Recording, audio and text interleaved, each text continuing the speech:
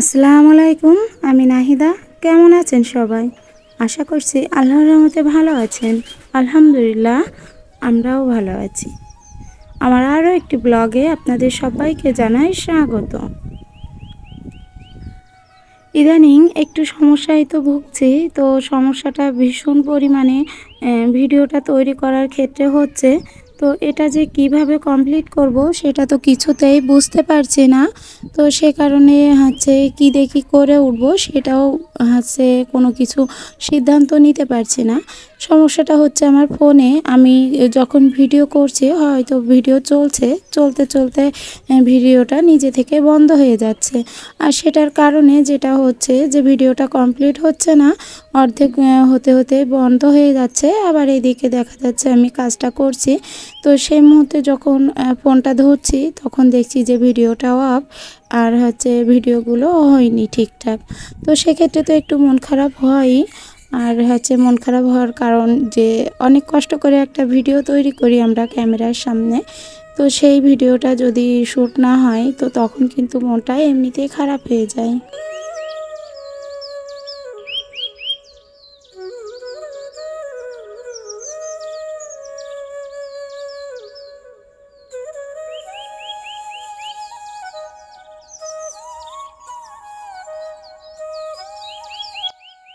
ফোনটা কিন্তু নতুন কেনা হয়েছে, সবেমাত্র এই 4 মাস। আর আমি 4 মাস ব্লগিংও করছি, মানে ফোনটা হাতে পাওয়ার পরপরই আমি আমার ব্লগিংটা শুরু করছি।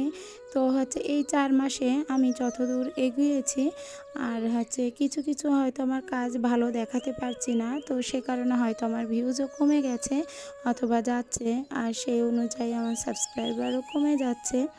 তো সেক্ষেত্রে তো একটু মন খারাপ হয়ই যে এত টাকা দিয়ে একটা ফোন কিনলাম, আবার এত কষ্ট করে ভিডিওগুলো করছি, অথচ সেই হিসেবে রেসপন্স পাচ্ছি না।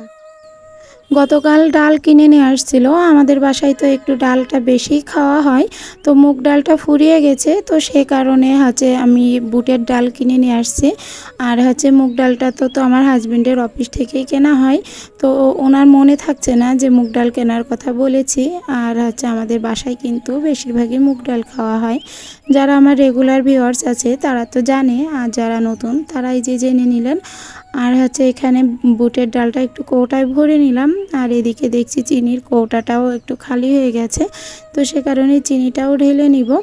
আর কৌটায় ঠিকঠাকভাবে গুছিয়ে রাখতে পারলে যখন লাগবে তখন হাতের কাছে জিনিসটা খুব সহজে পেয়ে যাব।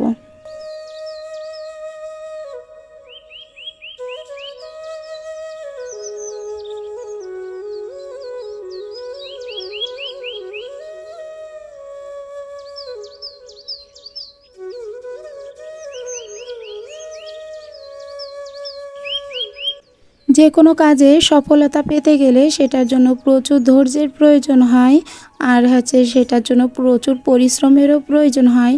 তবে এই ওয়াইটিতে আমি 4 মাস কাজ করছি, সেই অনুযায়ী যে যতটুকু পেয়েছি আলহামদুলিল্লাহ।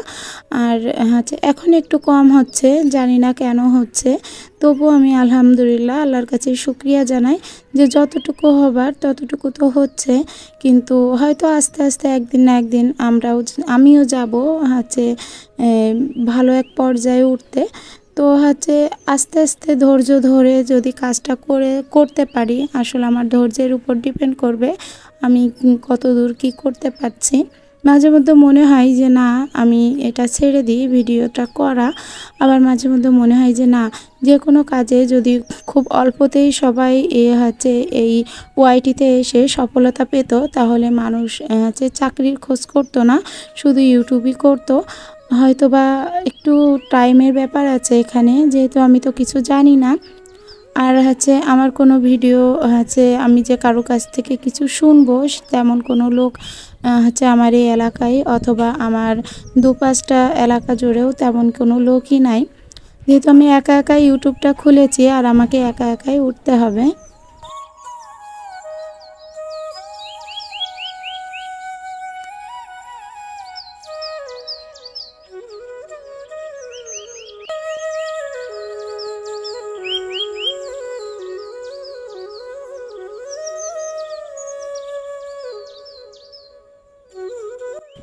আমি অনেক বড় বড় আপুদের কাছে জিজ্ঞাসা করেছি, বড় আপু বলতে বড় ইউটিউবার আপুদের কাছে জিজ্ঞাসা করেছি যে আমার ভিউজটা এভাবে ডাউন হয়ে যাচ্ছে অথবা কমে যাচ্ছে, সাবস্ক্রাইবারও কমে যাচ্ছে।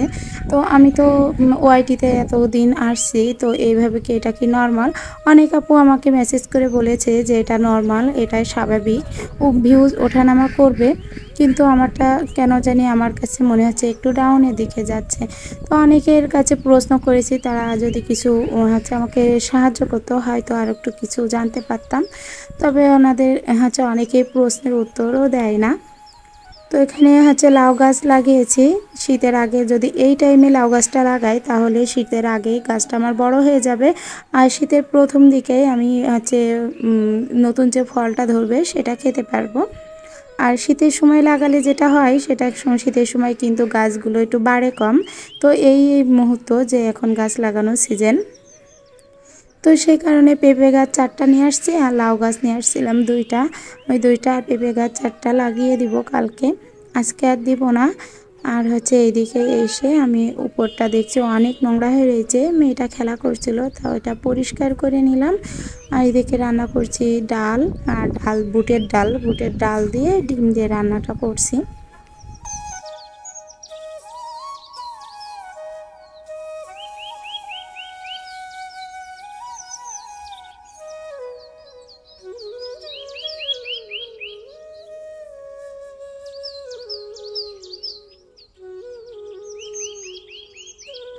আমি রান্না করছিলাম, আর রান্না করতে করতে দেখি যে আমার নানি আসছে, হঠাৎ করে পিছন থেকে ডাক দিল। তো নানি আসছে দেখে আমি তাড়াতাড়ি করে আবার মাংসটা ভিজিয়ে দিয়েছিলাম।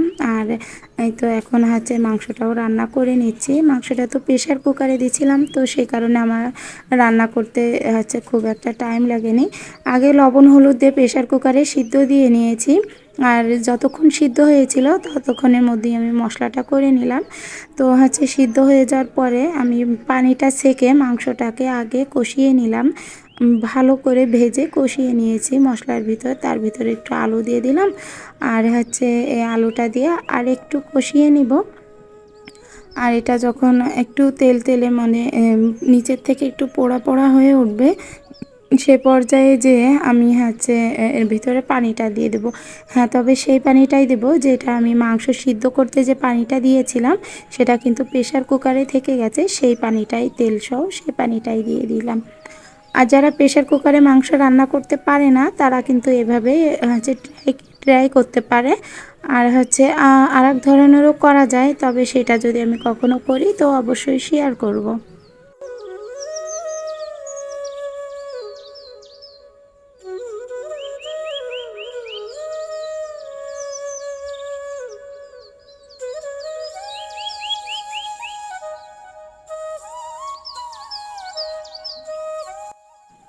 সকালে খাওয়ার পর হচ্ছে এই বাসনগুলো থেকে গিয়েছিল, মগ প্লেট, তো প্লেটগুলো মেজে ধুয়ে রেখেছি। আর এখন মগগুলো একটু ধুয়ে নিচ্ছি। আর এই যে যেটা কসব্রাইট যেটা দিয়ে আমি ধুচ্ছি, এটা আজকে নতুন বেরো করেছি, আগেরটা তো নষ্ট হয়ে গেছিলো। তো এটা দিয়ে হচ্ছে মগটা মেজে গুছিয়ে নিচ্ছি।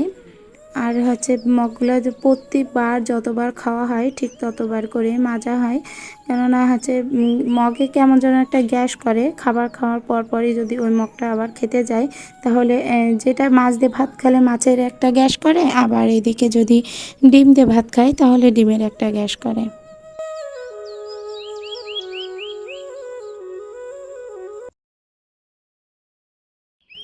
আমার আজকের ভিডিওটি যদি আপনাদের কাছে ভালো লেগে থাকে তাহলে প্লিজ একটা লাইক দিতে ভুলবেন না।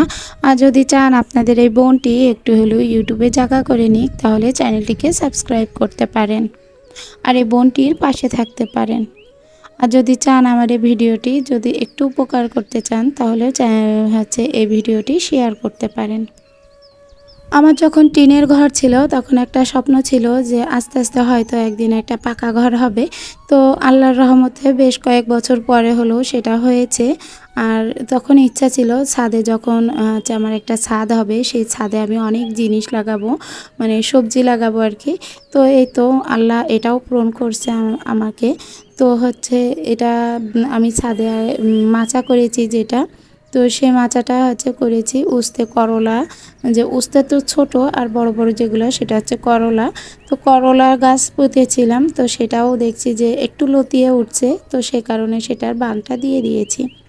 আর এদিকে তো দুপুরে খাওয়ার টাইম হয়ে গেছে, তো আমি নিচে আসতে না আসতেই হচ্ছে আমার হাজব্যান্ড বলল যে বাবুকে আর হচ্ছে আমার ভাইটাকে খেতে দিতে, ওরা তো ছোট, তো ওদের আগে খেতে দিতে বলল যে ওদের আগে খেতে দিয়ে দাও, তারপর আমরা তিনজন একসাথে বসে খেয়ে নিব।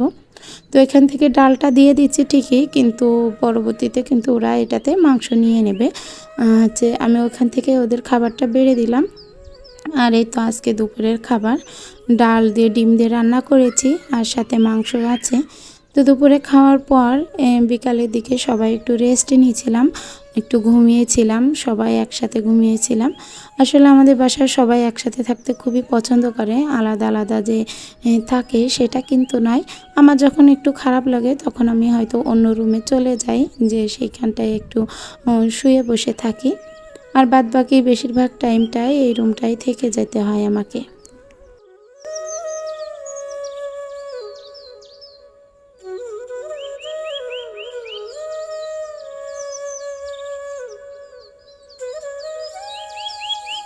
এখন বাজে 6টা বেজে 30 মিনিট। তো এখন হচ্ছে আমি নাস্তা তৈরি করেছিলাম। তো এটা হচ্ছে তেল পিঠা অথবা পাকান পিঠা, যে যেটাই বলেন না কেন, এক এক জায়গার ভাষা তো এক এক রকমের হয়। তো আমার নানি এই পিঠাটা খেতে খুবই পছন্দ করে, তো ওনার জন্য তৈরি করেছি। উনি চলে যাবে আবার। তো আমার আজকের ভিডিওটা এই পর্যায়ে শেষ করছি। আল্লাহ হাফেজ।